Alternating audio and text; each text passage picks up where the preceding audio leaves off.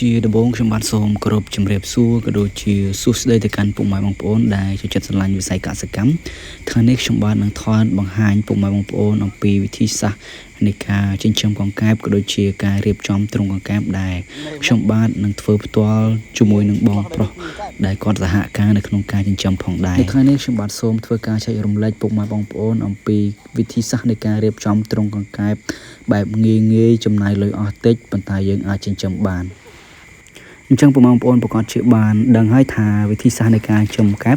គឺមានលក្ខណៈនៃការចិញ្ចឹមបែបផ្សេងគ្នាអ្នកខ្លះគឺគាត់ដាក់នៅក្នុងតង់ហើយអ្នកខ្លះទៀតគឺគាត់ដាក់នៅក្នុងដីដោយខ្ញុំបែបនេះអញ្ចឹងការដាក់លើដីបែបនេះគឺវាមានសារៈប្រយោជន៍ខ្លាំង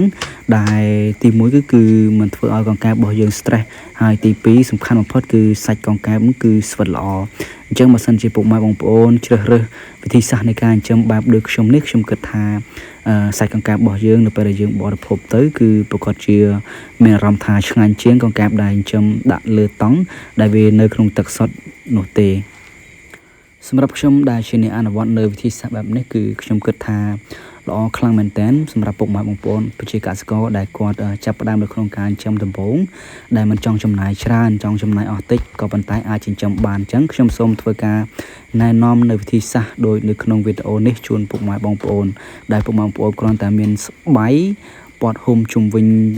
ដីមួយកន្លែងឬក៏ក្រោយផ្ទះពុកម៉ែបងប្អូនទៅពុកម៉ែបងប្អូនអាចចិញ្ចឹមបានហើយចំពោះបច្ចេកទេសនៃការចិញ្ចឹមបែបនេះគឺយើងឲ្យឈ្មោះថាការចិញ្ចឹមបែបសរីរាង្គព្រោះថាកង្កែបដែលវារស់នៅបែបលើដីផងហើយមានទឹកផងបែបនេះគឺជាលក្ខណៈធម្មជាតិរបស់កង្កែបដែលកង្កែបវាចូលចិត្តនៅក្នុងការរស់នៅខ្លាំងណាស់ពុកម៉ែបងប្អូនបាទហើយការចិញ្ចឹមបែបនេះគឺខ្ញុំជាអ្នកបរិភោគផ្ទាល់គឺខ្ញុំមានអារម្មណ៍ថាសាច់កង្កែបរបស់យើងគឺមានរសជាតិដូចជាកង្កែបស្រែបេះបិទអញ្ចឹងឯងពុកម៉ែបងប្អូនបាទគឺស្វិតល្អឥឡូវយើងមកនិយាយពីបញ្ហានៃការចិញ្ចឹមកង្កែបបែបនេះដែលដាក់ទ្រុងស្រែបែបនេះគឺតែមួយគត់គឺអាចនឹងប៉ះពាល់ដោយសារតែពុកម៉ែបងប្អូនដែលគាត់បាញ់ថ្នាំស្មៅអញ្ចឹងបើសិនជាពុកម៉ែបងប្អូនដែលចិញ្ចឹមកង្កែបដាក់នៅក្នុងវាលស្រែបែបនេះគឺហាមដាច់ខាតកុំប្រើប្រាស់នៅពពួកថ្នាំស្មៅមួយចំនួនដែលបាញ់ទៅលើស្រូវដែលវាអាចនឹងប៉ះពាល់ទៅដល់សត្វកង្កែបរបស់យើងអញ្ចឹងគឺខ្ញុំហាមតែមួយនឹងឯងសរុបមកការចិញ្ចឹមកង្កែបជាលក្ខណៈសរីរាង្គបែបនេះគឺវាចំណេញច្រើនខ្លាំងមែនទែនទី1គឺកាត់បន្ថយនៅក្នុងការដែលយើងទៅទិញម្ហូបអាហារនៅខាងក្រៅដែលមិនដឹងប្រភពច្បាស់លាស់ហើយទី2ជួយបង្កើននៅប្រាក់ចំណូលនៅក្នុងគ្រួសាររបស់យើងហើយទី3គឺជួយផ្សព្វផ្សាយទៅដល់អាហារដែលមានសុវត្ថិភាពទៅកាន់ពុកម៉ែបងប្អូនប្រជាកសិករដែលគាត់រស់នៅតាមភូមិចិត្តគ្នាឲ្យគាត់ងាក់ចាប់អារម្មណ៍នៅក្នុងការចិញ្ចឹម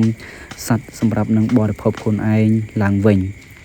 ហើយវីដេអូរបស់ខ្ញុំក៏មកដល់ទីបញ្ចប់ខ្ញុំបាទសូមធ្វើការអរគុណទៅកាន់ពុកម៉ែបងប្អូនដែលស្រឡាញ់ចូលចិត្តនៅវីដេអូរបស់ខ្ញុំ